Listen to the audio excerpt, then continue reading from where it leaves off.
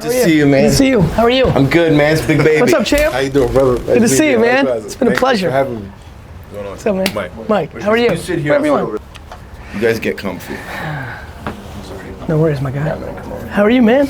Good, man. Good, man. Thanks for having me. Good, man. I was watching, I'm a big fight fan. I was watching a fight of yours, one or two back, and just like went heavy into like Google and just was like reading all about you. Okay. So when this came through, I was like, yes, you know, just so busy these days trying to like manage all my time. But as soon as I saw this, I was like, let's do it for sure. I'm excited for you, man. I'm excited about the next chapter, man. It's about to get interesting for you. Yeah, definitely. Because I really follow the sport, so like over the next 18 months, it's all gonna play out. So it's gonna be interesting. That undercard exposure was that exposure you got that week before. Were you on the undercard or the week before? No, it was the week before to Ortiz. It was a month before, right? Correct. Yeah, in Barkley, right? Yeah. That was good timing. That was like I was watching like I've been watching from afar, like the awareness of you building up. And I feel like that last fight was the one that like people are like, okay, that guy's in the mix now. Like whoever wins those two guys, he'll like, you know? Correct. I feel like you're right on the cusp now. Yeah, well, it's interesting. Is that what you guys feel too? Yes, totally. He's there, but also he just keeps winning fights. What's that? You need him to fight. Oh, you mean people actually wanting to fight? Yeah, we ain't looking for guys to fight right now. So. I know. Who the fuck wants to fight you? You know? He doesn't have the name yet to make it worthwhile for someone. 100%. I would. And it's too 100%. scary to take a risk without a name. So it's like. When'd you get into the fight game? For real? 14. 14 years old. Why'd it happen? Kickboxer. Oh, He's 22-2 Yeah, as a yeah. pro kickboxer, only losing to Mirko Krop Cop, who's like one of the best of all time. Closest in fights that I know I won. I love fighters, man. He didn't win that second one. Fighters have never lost. The second one. Definitely. Fighters have never lost. I hit him with a knee. And the referee says a low blow. So it was a good fight. Nah, man. I mean. Why'd you transition? Just you thought the cultural opportunity? You were getting bored, like money, Yeah, like. no, I Yeah. always loved martial arts, fighting was, but you know the money. I always wanted to be a boxer. Yeah. That kickboxing kind of been the forefront of where I got my starting from. Yeah. And then when I finally got suspended, I had to get into a fight with one of the senseis.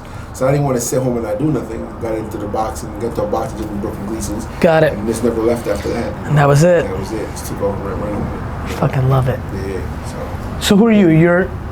I'm just a friend. Yeah. Yeah. Entrepreneur? Or? I'm an entrepreneur. Yeah. I own a PR business, a modern PR business. Yeah. Meaning we get shit done. Yep. And yeah, I introduced you to Aubrey Marcus last That's year. right. I'm coming That's right. in, That's right. But I have a lot of people in my life that like they'll see that I know you, and everybody wants to know you. Everybody wants this 15 minutes with GaryVee. They want to pick your brain. So humbling. Yeah, it has to get frustrating. It's the best because I want to meet you too. I was like, yes, like I love. It's the honestly, it's the best, man. It's the best. Because for me, when I go into this, I go in like a fight mode. I go into like, I'm just gonna give them everything I can give them, right? Like, which is why people want it because I got nothing. I don't want nothing. I want to give it. And I like it, and it's cool, and it's fun, and especially like hip hop or boxing, like things that I really fuck with, then it's like triple fun, right? How can I help? But people say like, oh, Anna Kournikova wasn't that good. She was really fucking good. She was a top 40 player in the world. Yep. She was just beautiful, and like she focused. She on was other so things when culturally she got relevant that it was hard. I couldn't agree more. I believe in that the most. Right. Okay. So we're at a place where we are arguably like one of the best in the entire world at this right now. But right now, it's like, how do we get our name? How did Jarrell get his name from, a contender to the guy that is the guy that's making the most noise? It's the guy you have to fight him. I got a lot of ideas. First of all, boxing content culture on Instagram is a huge opportunity for you, right? Like if I open my Explore right now, basketball, boxing, right? Like, I'm even sad at myself. I'm like, why are all the pretty girls gone? Like, am I like still not a dude? Like, it's all just boxing, you know? Like, I'm like, by the way, that's the biggest tell of who somebody is. Like, if you really want to know who the fuck you are, yeah, I know who you are. You're a scumbucket. Like you can really figure yourself out real quick. So what do they have? All these boxing meme accounts, right? They're stuck because nobody is Anna Kournikoving it. All they got is clips. So one of the things you absolutely should do is we should map those 16 to 25 accounts and be like, yo, access, like 24/7 on those 37 accounts when you're not even prepping for a fight. So you follow what I'm saying? 24/7 even when you're not prepping for a fight, AKA documenting your life, this right now, on those they need content. There's only so many times you can show me the fucking Ricky Hatton got knocked out by Manny Pacquiao clip. Yeah. Right? There's only so many times you can show Wilder swinging wide, right? So, right? So, I think you should hit up those accounts, hit them hard and be like, what would bring you value? And then you gotta chop him up, you gotta chop yourself up with like, okay, I'm gonna give this guy this story. Like, but that's gonna get you serious exposure in the micro community. Comma, next. We gotta reverse engineer you. What else do you fuck with? Music, what other sports? What else do you fuck with? It's honestly just doing what like me, people know I like the Jets, people know I like hip hop, people know like what else? So, you understand? Yep. You gotta work. Exactly what you're doing now, you got it, you're already on the pieces, but now it's about where, like not overthinking it. People overthink where the attention is without understanding where it is. I would give a fuck about him way more right now if he did 37 different interviews with those meme accounts and they clipped it for 1 minute where he calls out this guy, he compares himself to that guy, he talks about Michael Dokes in this, he talks about Mike Tyson's punch out in that, he talks about fucking, I'm showing you, listen, I'm really about the sport, my guy. You know, like, you know, that's it. Yeah. You DM Riddick Bowe and be like, yo, come through, let's chop it up for an hour, eat some burgers and fucking make some, you see where I'm going? Yeah, totally. Hack it. You put in the work. It's just like bigger commitment for right now, which is why I'm not going with it. I love podcasts, being on them, doing them, but like the boxing thing's real interesting. Like boxing will never admit it, but UFC did a lot of good for boxing. It really did. The contemporary nature of what UFC and Dana White did from a marketing standpoint created an underbelly. Boxing didn't do, Heyman didn't do it. Nope, right. Like, but the culture's doing it. Yeah. And you know, like you understand? Yeah, sure. Like it's real fun. Like I really like it. Like and I really love boxing, so it makes me happy. So I think it's just putting in work. Putting in work. You know, in the boxing lane, and then just you know, it'd be great if he could commentate on UFC, the most knowledgeable boxer that's legit about UFC. But here's the point: if he doesn't know about UFC or fucks with UFC, punt it. Yeah, right. The reason I win is there's a lot of things I know what to do, but I don't go there because it's not authentic. Like I could be much bigger if I penetrated like California, Vans, skateboard culture. I know exactly how to do it. I know exactly how to have the meetings with them, but I don't like skateboarding that much. Right. Like I like Nigel Sylvester for skateboarding, I like when Casey does it, I like Rich Rodriguez, I like Tony Hawk, I like it, but I don't like it. Right. I can't bring up Michael Dokes. Right. You know what I mean? I can't tell you like why Julian Jackson's the best boxer of all time. You know what I mean? In skateboarding. So you need to reverse engineer your thing. Like what else, like what would you say your biggest like interests are? Everything fighting, you know, from UFC, boxing, to kickboxing.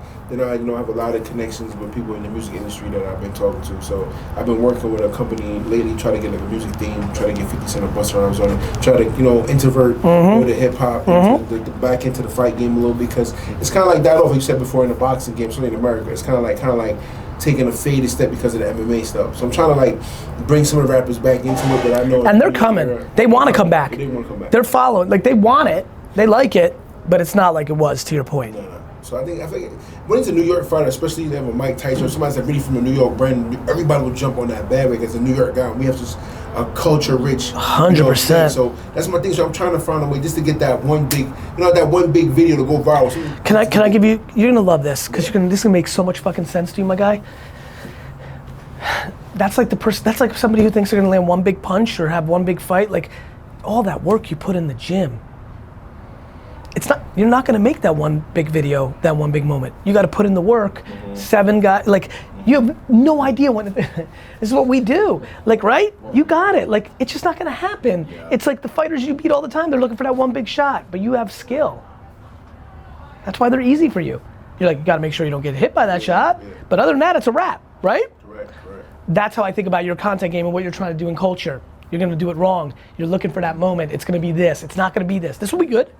People are gonna watch this and you're gonna get some more fans and good shit, and we'll try even harder because I want you to win. But the 27 boxing meme accounts, the fucking, you see where I'm going? You're gonna either put in the work or you're not. Collaborate. I love the idea of collaborating with the old boxers. Like one of my favorite things in boxing that I grew up with was there was that knee. How old are you?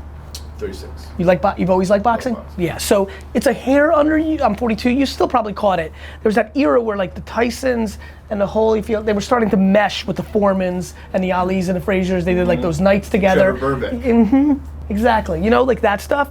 Nobody's doing that right now. Like nobody's reaching out to Riddick Bowe or Dokes or like, you know, that year. Like there's some stuff that I think could be done because finally there's some the fact that people can name 3 American heavyweights or at least 3 non-Eastern Europeans, Joshua's a UK kid, like the fact that they can name you and or like if they're even if they're into boxing, the fact that Ortiz, like the fact that you could name black guys, not just European white, like this is a moment. There's some underbelly shit to be done. Yeah, it's interesting because people today don't know who the Beastie Boys are. Like they don't know like people from 10 years ago, and it's like. Because guess what? When you and I were 14, we didn't give a fuck who people fucked with in rock and roll either. We're just talking old band talk, you and I now. Yep. You don't know who the Beastie Boys are? Of course, I'm 14. I know who Lil Xan is. I know who Killy is. Do you? Like, you know, they don't give a fuck. The same way we didn't give a fuck 20 years ago. Yeah. Lil Xan fucking disses Tupac. We want to murder him, but like that's just life. That 13-year-old girl in Oklahoma, she wants to get a face tattoo. She doesn't give a fuck about Tupac. I know it hurts, but guess what? Somebody dissed on Elvis too. Right? We didn't, right? Like, what, you gave a fuck about Motown like that? Right. But isn't there something, like those icons, like Elvis, for example, like. There's an underlying respect. Era, There's an underlying respect, but I promise you right now, if we go to Brooklyn right now, they don't have the proper respect for Smokey Robinson. Sure. The end. That's all you're talking about. Well, everything's so fragmented. You can't have that one hit thing. Correct. You can't get on the Today Show now and sell a million of something. Modern day PR, right? Here's what I would say, long tail him. Like, you know, you gotta train, you gotta stay focused, but like whatever time's available, and clearly, if you guys are talking Anna Kournikova, you're talking my talk. Because now you're thinking about it twice. Like, look, him and I, everybody, nobody's gonna affect what's gonna happen in the squared circle but you, right? So like, to that point, it's smart to think about Anna Kournikova. Some people hear it and they're like, yo, you're gonna get distracted, you didn't even get the belt yet. Because that's gonna play itself out one way or the other. Exactly. But like all the other ancillary stuff is exactly right. If you can become culturally relevant, like it's just different. And listen, Floyd and McGregor have shown all the kids the blueprint. There's like culture. It's much more Hulk Hogan and Macho Man. It's Vince McMahon more than it's like what we think. Meaning, if you can be the biggest brand, that really matters, man. Like if, you know, Pernell Whitaker is all time. Sure. But like, you know, he didn't go about it that way, you know? But people became like the HBO, is it 24/7? Like the lead up to the HBO fights? So like Floyd was discovered by the world when he fought De La Hoya, and they did that lead up show on HBO. 100%. And people became emotionally attached to him the same not way, as a boxer. the same way that Vince McMahon would show you Mr. Perfect 6 Saturdays in a row before he ever came in, and by the time he roiled in, you were so amped. The fuck do you think I'm doing? Totally. The fuck do you think I'm doing? What are you guys doing here?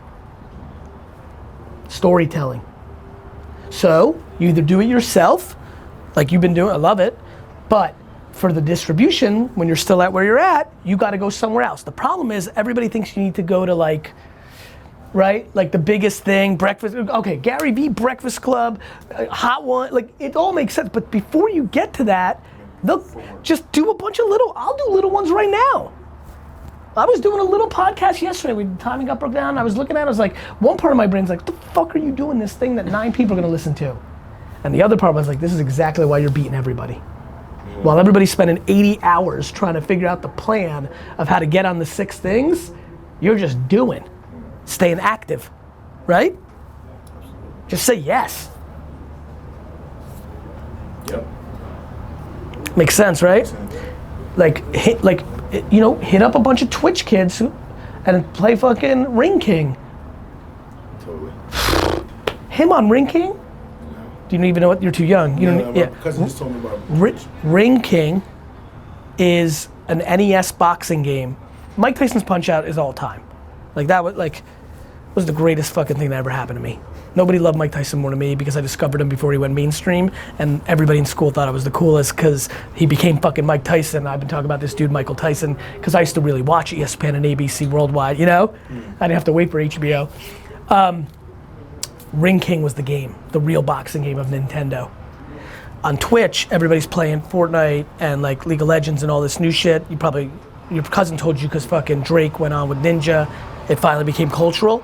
But the real fucking jam, like the real jam for authenticity is playing old school games. Like you fucking with people on Twitch, playing Ring King for Nintendo would be viral as fuck. And that would be your jam. People, like you get other friends, these hip hop, okay, cool, you get Busta Rhymes. Cool. You have to do that now. It's smart, right? Gary. You love it? Yes. And I'll do it with you first. I'm gonna set up a Twitch studio outside my office, so you guys will come through and we'll play, and it will go. And it's a great game. You'll love it because it's actually like Tyson's Punch Out. You know, it's one person and you're doing this way. This was literally you move like you could really do shit. I loved it because I love boxing so much, and like you actually can have like good strategy. It's not like a bullshit game. Like if you're better at boxing, you're better at Ring King than the other person. Because you could do little angles, it was cool. Awesome. Ring King's a jam. I'm about to tweet, nobody can beat me at Ring King. See what happens. So you see where I'm going, man? Yep. Like, to your point, and you obviously are paying attention, I remember now, like, modern day PR, the same move that you've made and why you'll win from PR to what you're doing, which actually means something, I'm like saying go even more long tail. Yep. Yeah. So what is some of the fine print you guys use in your manual that you do with some of your athletes? So to be very honest, the thing we're doing right now on the Vayner Sports side that's really winning is honestly on some real shit. We're building up their profiles proper. We're setting up their Shopify stores for real. Like you can go, Josh Jackson's not even in the league yet, you know, right? Isaac Yindom, not even in the league yet, but they're fucking .com right now, where you can buy the hoodie and the hat, and this is so on point, like they're a fucking superstar. So I'm kind of big in the game. And there's still value provided for everyone. Yep. Correct. Everybody wins. Except Correct. you, but you're playing the long It's like game. a 70-year, you know, the cliche, that 70-year-old man with that 20-year-old hot girl. That's a value exchange. Totally. You can't judge people for what they want in life. I'm not here to judge, right? My main thing is just, you know, just make noise, man, in this noisy world. You know what I mean? Boxing is like such a wild, wild west still at this point. It's like I'm saying, you're getting a fine print, a blueprint down, and having a manual. There's something to follow by. Because, you know, of course, you know, focusing on fighting is so strict already mentally and physically. It's like I want to have, you know, build that foundation and team. You know that works for you. Exactly. Mm-hmm. Exactly. That makes sense. Having a group of guys around me that know what they're doing, you know, that can invest. You know, we're investing in each other because when the more I make, of course, the more you make. But of course. A group of guys, I believe that they know the message that I want to How long have you guys known each other? 5 or 6 years. Nice long time. Yeah. How'd you guys get first connected? He was training at a jiu-jitsu gym that I was training at, Enzo Gracie's. Oh yeah? Yeah. Man, that fucking UFC that I used to watch back in those days, that was some different shit. Yeah. He's a special guy, Enzo Gracie. Very. Very special dude. Very, very, very. But he was training for MMA because he thought Does he get was enough? the money. Does he get enough respect? He does. Good. In our world, he's a. That's what I mean. He's a god. Yeah, good. And he deserves it because he's a 100,000%. real amazing human. That's what I know of from a couple of people. That it's cool. Yeah, man. Listen, it's about getting the right person or two. Look, I think you're in a sweet spot. Here's what I know. Inevitably, there's 17 kids running around right now outside who really know who you are because they love boxing. There's no other reason, right? Who understand what he knows and what I like. You just got to build the right team of people that are hungry and understand. But I do think it's about Instagram, my guy. I really do. I think it's a deep Instagram strategy. I think you have to listen. You have to show up on those boxing highlight clips. I'm telling you, it's going to work. You don't want to be at the mercy of who's going to fight you. Or whatever the fucking highlights are. You only have so many. Even Mike Tyson only has so many, right? You need to be about you. And you don't need to be calling out people and this and that. It needs to be about the Ring King shit, the other interests, your opinion on if fucking, you know, just culture, right? Like you need to social commentate. You know, like you should document just on the phone the first time you play Twitch. Just like everything, just people need to get to know you. What's your favorite fruit? What's your favorite candy? Sour palm chocolate. So man, people need to know. So what do we do? Like, let's go right here. Like, go to fucking bodega and fucking pick it up. And if you know, you don't have to be honestly, you don't have to be charismatic and beautiful. You have to document. Anna Kournikova was beautiful. All us creepers were just looking at her pictures on the internet. That's why we liked it. Like, some people are charismatic as fuck. The Macho Man is just charismatic. He was just charismatic, right? Some people overthink it. Like, I don't know what happens when the camera goes on you, like, in that way. I know I've seen your post interviews, but like, you know what I mean? Here's the good news, it doesn't matter. The part that matters is you love Sour Patch, you know? That makes a connection. That's my favorite candy too. Hashtag the candy, somebody like, you know? I don't know if you know this is crazy. I don't know if you know this, but I have an indentation in my head here, a little bald spot. It's not, like my hair covers it. But Mike Tyson had that too. I don't know if you remember old Mike Tyson pictures. He had that little like bald spot up here, like back in '86, '87. Anyway. Right. I thought that was like a style, like a slit. No, he had the slit, but he has a little indentation. Okay. That was why I loved Mike Tyson. Huh. You just related to that. Understand? Want more fans? Give them reasons to be your fan. What's the corniest thing you love? That's the fucking question. You know what I mean? Yeah, like, do you love Madonna? Do you like a soap opera? Like, you see where I'm going? Walking Dead is probably the corny thing I like. What's that? Walking Dead. You need to fucking tweet. You need to sit down, watch an episode, and tweet 20 things about it. It will change your world. Something to reach out and connect to. Right? Relatable. Everybody's obsessed with the boxer who punches at different angles that we've ever seen before. That's how I think about it. What?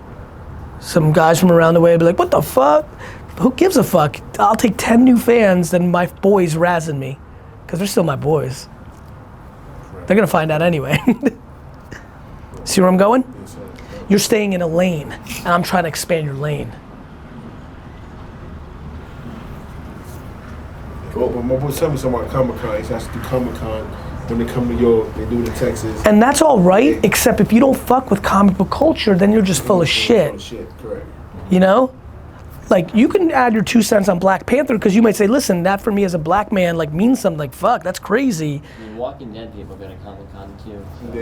Yeah. That's true, thank Power you. Rangers, fucking huge Power Ranger fan. You are? Yeah, that's my shit. My guy, I'm telling you, if you tweet it out like the Blue Power Ranger is the one, that will spark a whole thing. And then this is how it works, and you're gonna love this. Okay, maybe you put it out, maybe you don't, like 2 minutes. That's the one. Next thing you know, in 2 fights, you come out in a Power Ranger fucking outfit that's when the inside baseball shit happens, that's when it's feeding yourself. You see where I'm going? And it's authentic. You're not fronting. This fight we coming out to a Black Panther suit, get a whole tailor Black Panther suit, the helmet, the whole nine, and we get the movies big, so. But that's you riding something versus it being your own wave. Power Rangers is big as fuck. Always has been. And always will be. And the recall's the greatest. Michael Dokes makes you smirk. Got it? The recall. There's nobody talking about Michael Dokes right now. No. You know? That's it. Got it? You got it. And listen, you guys can hit me up anytime. Ad hoc, we can do this again. I'm really rooting for you, champ. I'm super excited about you, man. I was literally just sitting in front of you, I'm like, wow. I always think about like what would happen, you know, now that what's happening with me in culture specifically, I'm like, oh, okay. I'm just like, you know, the people you watch documentaries of, I'm like, oh, I'm that guy, you know? And so like, you were sitting here and I was like, wow, if I was just doing this in '84, that would have been Mike Tyson. You know, it's cool. That's why these documentations are gonna be fun, you know? Yeah. Well, we'll get you some tickets to the fight. Yeah, I will come through. Yeah? Yeah, I will come, like, obviously I you're in town, trap, we're not exactly. If I'm in town, Yeah. I will be there and I will be fucking, Awesome. I'll be there.